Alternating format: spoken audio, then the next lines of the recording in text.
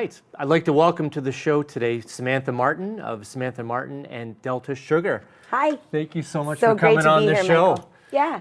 So, good to be here. The pride and joy of Lion Head, Ontario. Lion's Head, yeah. Lion's Head. Yes, pride and joy is right. How many people live in Lion's Head? 500 people. And you know all of them? I do. Have many famous people come out of Lion's Head? No, I think I might be the first. Excellent. And infamous is probably a better term for Infamous? it. Yeah. Is that just more? The infamous Samantha Martin. And that was because of things that happened in your youth? Of course. Okay. So your music career started in Lion's Head, right? I heard you in another interview where you talked about how it all started with an elementary school musical. Yeah, it was so. Well, I was in grade 4 and I wasn't actually living in Lion's Head. Okay. I was living in High Prairie, Alberta, which is sort of around Slave Lake, north of Edmonton. Okay. And I did The Sound of Music. I auditioned for it and I was singing a few of my favorite things. And the teacher, my grade 4 teacher, was so impressed. She called like all the people from the surrounding classrooms to, you gotta come and hear her. She's so good. So Really? That's when I realized I could get attention by doing something that wasn't, like pulling down boys' pants.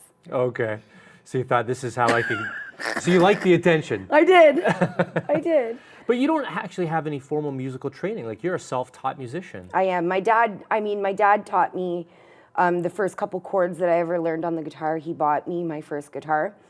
But he's self-taught as well. So it just kind of happened. It was more of a natural progression. And my family weren't like those sort of like hockey parents where they push you to go and do something. They just kind of let me make my decisions. And when did you decide that music was the thing that you wanted to do, that you wanted to dedicate yourself to doing this full time? I taken business in school. I took business management and have a business degree. And I always knew that I didn't really want to work in sort of the corporate side of things. I always wanted to work for myself. There was a lot of times where or a few instances where there could have been, like I could have opened up a spa with my sister or that sort of thing. I was really into hospitality and that sort of stuff. But I think I was about 22 when I fell in love with a boy and he was a musician and I followed him to a jam. I followed him to an open jam and I got up on stage with Trevor Mackenzie from the Mackenzie Blues Band. Mm-hmm. He was kind of running the night and he goes, well, what song do you want to do? And I, at that point, had only ever really done like campfire songs and karaoke. And I said, Piece of My Heart. I could totally nail that one. Knew all the words. And he was like, yeah, that's easy enough. And then he blew it. The band blew it. It was a mess. It was a hot mess. And so I kept going back and I got the bug for live music. Really? Kept going back till I got it right. I was a perfectionist. Really? Yeah. Now, do you think in any way not having formal training actually gives you some sort of a creative advantage? Like you don't have kind of these little things niggling in the back of your head saying, don't do it this way, don't do it that way? Well, I think that it gives me the freedom of emotion that I think a lot of schooling schools people out of. It becomes very technical and less about the feeling and especially with blues and gospel and soul music, it's a lot about the feeling. So, like I might not have the biggest range of any vocalist that's currently out there doing their thing, but I have the range. That's what God invented capos for. You can change the key of anything in a minute. Right. So I just kind of, I never really concerned myself too much with music schooling. I mean, I'm sure it would help me. Right. I'd probably get, be able to write my own charts instead of pay somebody else to do it. That sort of stuff. But you write your own music. I do, and that's quite something considering, you don't have any of that formal training that, to do that. So how did you learn how to do that and evolve in that way? I think just practice, really. Like, I think we, as an artist who wants to write their own material, because there's lots of really fantastic artists who just let other people write it for them. But I wanted to write my own music because I found comfort in it. I think, and as far as learning how to write, it's just trial and error. And my dad always said, if you either make them dance or make them cry, everything else in between is just boring. So is that your motto when you're writing and performing? That's my motto when I write, either make them dance or make them cry. Those are the two options. Well, your most recent album, Send the Nightingale, is very much, I would say, like that. And, thanks. It's a very deeply personal album. It is. What's the story behind the album? A few years ago, I was in Kansas City and I was showcasing, and I got a call from my mom. It was actually a text message, which was the worst, but she texted me because she didn't want me to get the long distance charges because I was in the States. Texted me that she had been diagnosed with terminal cancer. And that really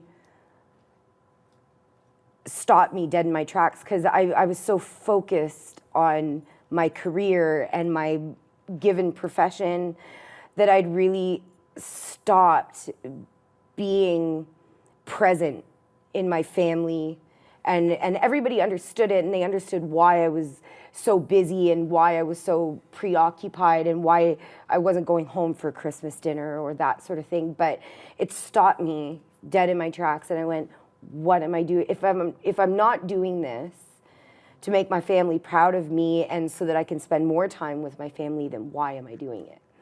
And so I think a lot of the songs on the record had a lot to do with my mom and that diagnosis, and trying to come to terms with all the feelings and the grief that accompanies that, and trying to find hope in it as well. And like my dad and my sister and my brother, they all, we spend a lot more time together now.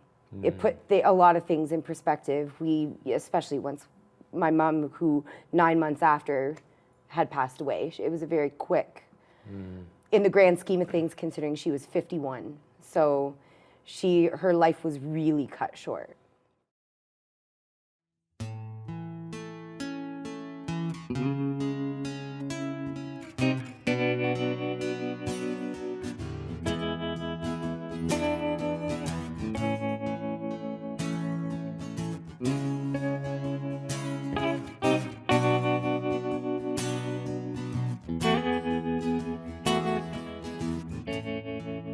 Don't, oh, you lie to me.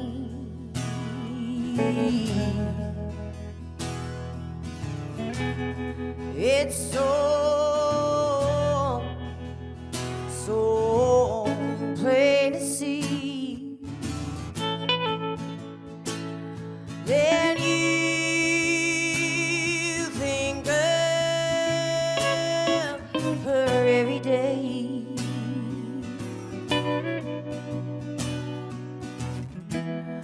It's gonna break my heart when you walk away.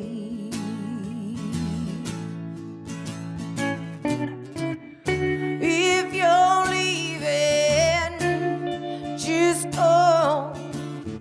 You don't even have to let me know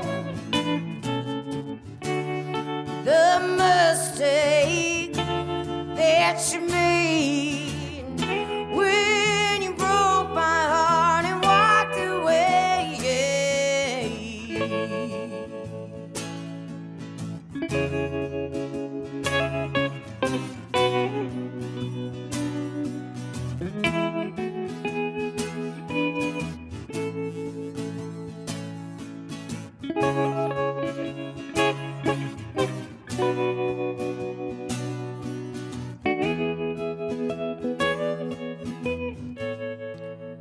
We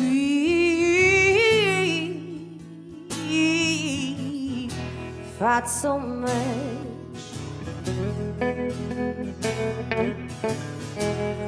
'Cause you still long for her touch. Well, my time and our love just keeps slipping by.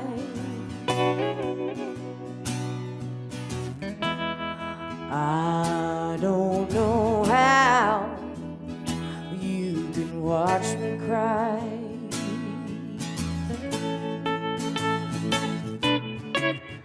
If you're leaving, just go.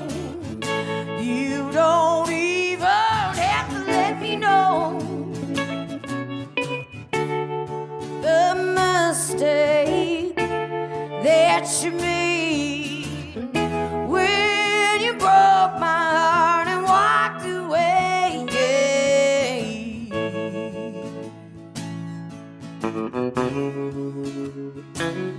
Ooh, when you walked away.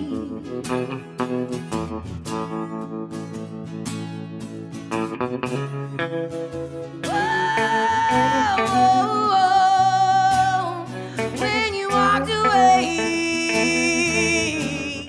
If you're leaving, well, just go. You don't even have to let me know all the mistakes that you made when you broke my heart and walked away.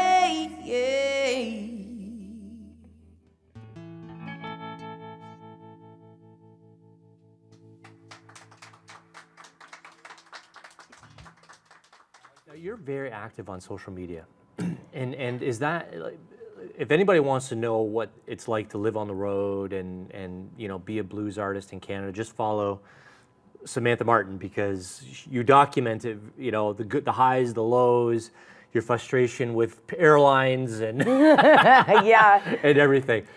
Is that are you that active because your audience is kind of asking you to be, or is it just your way of kind of giving back to your fans? Or I think that in this day and age, especially with social media, the best way to get people out to your shows is engage them, and you can't engage them with like a text, like just text. You know, people like to see photos. People want to see the band in different places. They want to know what it's like being a musician.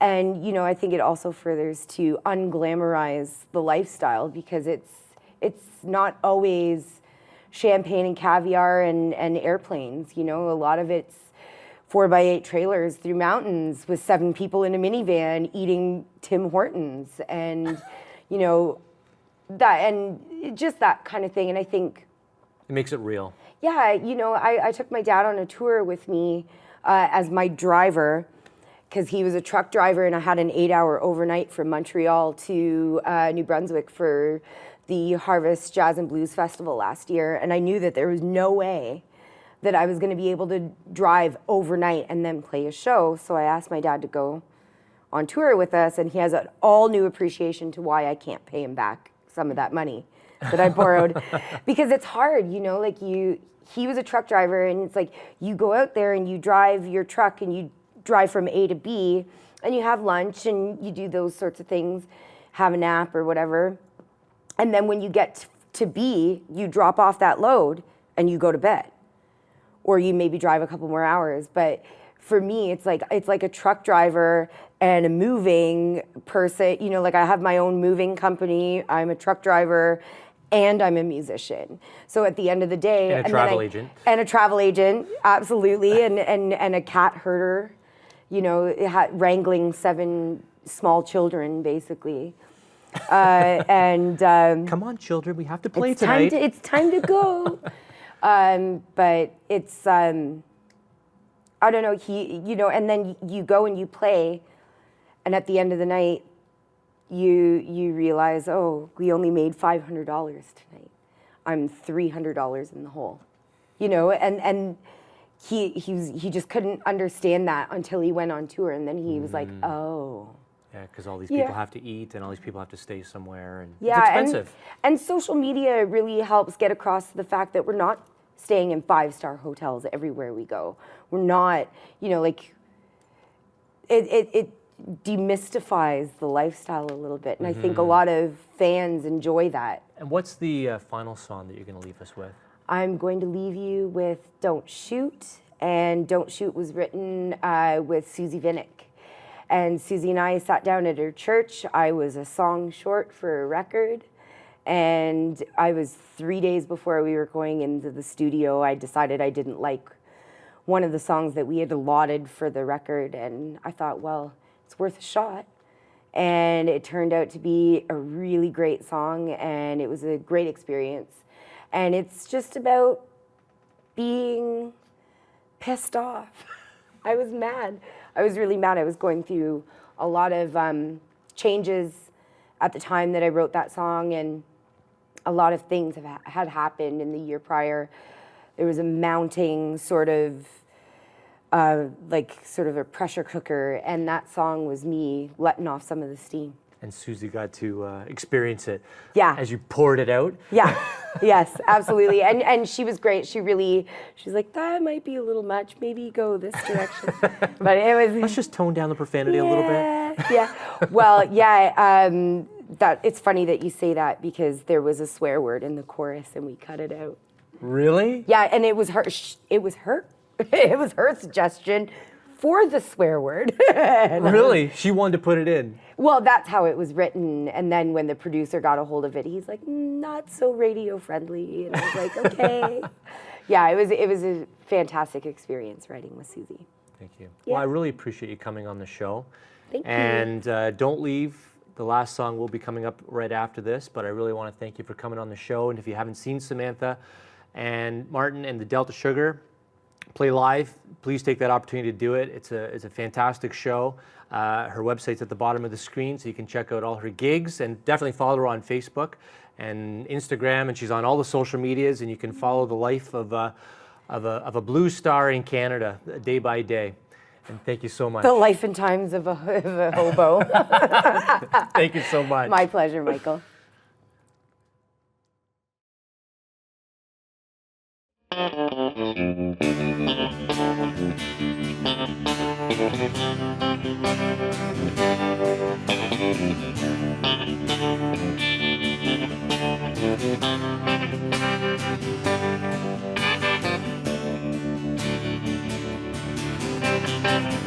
Dark are the days, though the sun it shines through. Oh, how my heart breaks at the things that you do. Oh, I made a mistake and I can't turn back. Turned out to be a good thing in the long run. Don't shoot, don't shoot, don't shoot, messenger. Don't shoot, don't shoot, don't shoot, messenger. Compromise is a pastime, better left to friends. Oh, the harder it becomes, the more time that I spend trying to fix what's broken, trying to hold my tongue. Turned out to be a good thing in the long run. Don't shoot, don't shoot, don't shoot, messenger. Don't shoot, don't shoot, don't shoot, messenger.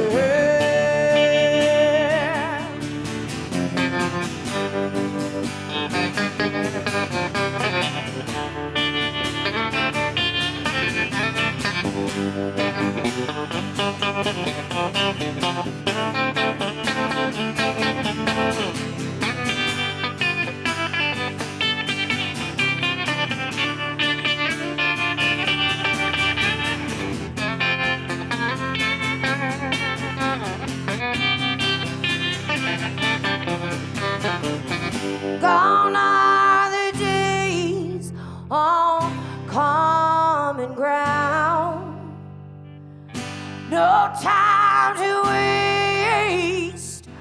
Lay your weapons down. I try to wait the white fate, though my hands are bound. Turned out to be a good thing in the long run. Don't shoot, don't shoot, don't shoot, messenger. Don't shoot, don't shoot, don't shoot, messenger.